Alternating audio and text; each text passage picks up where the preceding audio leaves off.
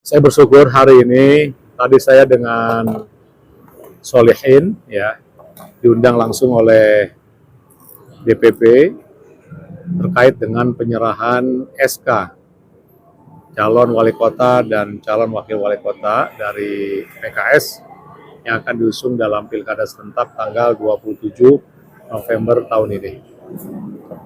Kami datang tepat waktu karena Presiden menyuruh sholat zuhur di sana ya. Sehingga langsung habis zuhur kami makan siang bareng-bareng dengan dua tim dari wakil dan tim dari saya. Senda gurau, setelah itu kemudian Presiden membuka acara dan memberikan penyerahan SK itu langsung oleh Presiden. Ini yang istimewa. Pesan beliau satu, harus kompak, harus solid.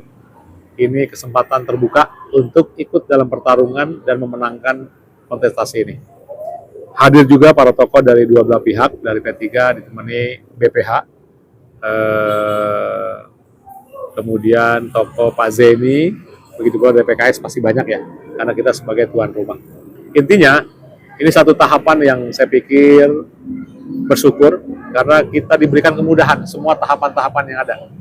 Sementara yang lain kita lihat, mereka masih dalam konsolidasi, tentu ini menjadi peluang yang sangat bagus, sehingga kita bisa bergerak, bisa konsolidasi, bisa turun ke masyarakat lebih awal dibandingkan dengan kandidat. Iya, saya kira ini perjalanan kurang lebih sekitar 6 bulan lalu ya. Jadi bukan tiba-tiba, di mana setelah kita melihat berbagai aspek dalam pendekatan politik, baik popularitas, kemudian elektabilitas, integritas, dan macam-macam, kita menjajaki semua kandidat-kandidat yang ada, bahkan dengan meng-hire lembaga Polmark, kita alhamdulillah sudah clear, Kang EF akan mendampingi kita dalam pilkada ini, sudah melaksanakan beberapa kali survei dari dua lembaga yang berbeda.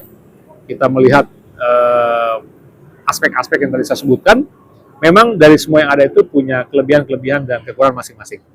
Jadi nggak ada kalau mencari makhluk yang sempurna, nggak ada, gitu ya.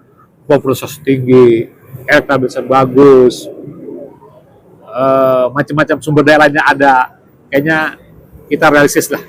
Ada yang kuat di satu aspek, lemah di aspek lain. Nah, kebetulan Gus Solihin setelah kita putuskan dengan berbagai tahapan yang kita lakukan, ternyata ada chemistry, ada kecocokan, dan beliau bisa melengkapi sesuatu yang lemah. Jadi pasangan ini kita perkuat karena saling melengkapi. Ya, misalnya orang bilang PKS ini solid dan kuat dalam aspek struktur, kader. Nah, ini kita optimalkan. Nah, Gus Sol dalam aspek lain, sumber daya yang lain, yang mudah-mudahan gabungan dua potensi ini bisa menjadi kekuatan yang luar biasa. Tentu kita tidak hanya dengan P3 saja ya, karena besok insya Allah Ketua DPD PAN akan menyerahkan surat tugas kepada saya, resmi, yang menyerahkan Ketua DPD dan seluruh pengurusnya. Jadi bukan yang lain. Ya surat tugas itu secara struktur ya Ketua DPD yang menyerahkan gitu ya. Jadi kita nggak terlalu euforia gitu ya. Biasa saja surat tugas mah gitu ya.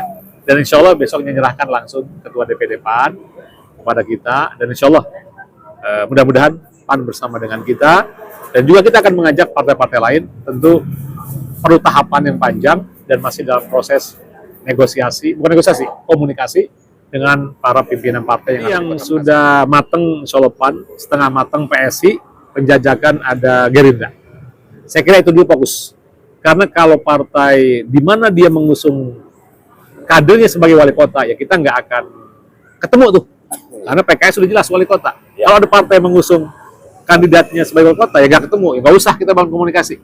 Biar ini menjadi cara bagaimana kita menghidupkan demokratisasi, sehingga jangan sampai hanya satu pasang. Nggak rame gitu ya. Kita senang, karena kita diberi kesempatan nanti untuk mengadu ide dan gagasan apa yang kita bawa untuk kemajuan 5 tahun Kota Bekasi. Jadi tidak ada black campaign, tidak ada menginformasikan keburukan, enggak, kita bukan cara kita. Karena kita senang era demokrasi ini berjalan dengan baik. Justru yang dibutuhkan oleh masyarakat Bekasi ini adalah bagaimana ide dan gagasan agar Kota Bekasi ke depan lebih maju, Kota Bekasi ke depan lebih baik, dan tingkat kesejahteraan masyarakat lebih kondusif, serta seluruh masyarakat dipastikan bisa beribadah dengan tenang, punya ketahanan pangan, dan juga anak sekolah bisa sekolah, kesehatan mudah terakses, UMKM punya akses modal, dan lain sebagainya. Nanti kita tuangkan dalam visi misi kita selama 2008. Kebetulan ada Rakerda ya bersama Kang Ep. Jadi kalau kita sudah meng-hire konsultan, segala hal terkait dengan branding saya, personal branding, kemudian visi apa yang digunakan, termasuk tagline apa yang kita bunyikan, gabungan saya dengan personal, entah itu risol apa, kalau buat saya sih setuju saja. Termasuk risol pun saya setuju, karena terdengar ringan gitu ya, enak dan mudah diingat oleh masyarakat. Kayak gemoy gitu ya, ternyata laku juga gitu ya. Tapi intinya belum putus. Kita serahkan ke Bang Ep dengan tim, kira-kira apa yang beliau pandang paling tepat untuk masyarakat Kota Bekasi. Karena beliau juga lahir Bekasi, jika secara budaya beliau paham. Dan kita sudah meng-hire beliau, kita serahkan apa yang terbaik berdasarkan versi beliau, insya Allah nanti ke depan. Tapi itu diskusi nanti, tanggal 28 diskusi. Karena tadi kita akan mengajak partai-partai lain, kita walaupun sudah cukup, bahkan PKS sendiri sudah cukup sungguhnya, tapi kita nggak mau deklarasi lebih awal. Kita lihat dulu partai lain, biar nanti ada kebersamaan. Karena kita membangun Bekasi ini butuh kebersamaan dengan seluruh elemen masyarakat, termasuk elemen partai politik apalagi. Makanya nanti setelah waktu yang tepat, berapa partai berkoalisi kita, baru kita deklarasikan bersama-sama, sekaligus nanti merencanakan pendaftaran bersama-sama. Insya Allah, mudah-mudahan time schedule yang sudah kita susun bisa berjalan lancar, dan sesuai dengan apa yang menjadi arahan pimpinan kami, baik tingkat DPW maupun tingkat DPP.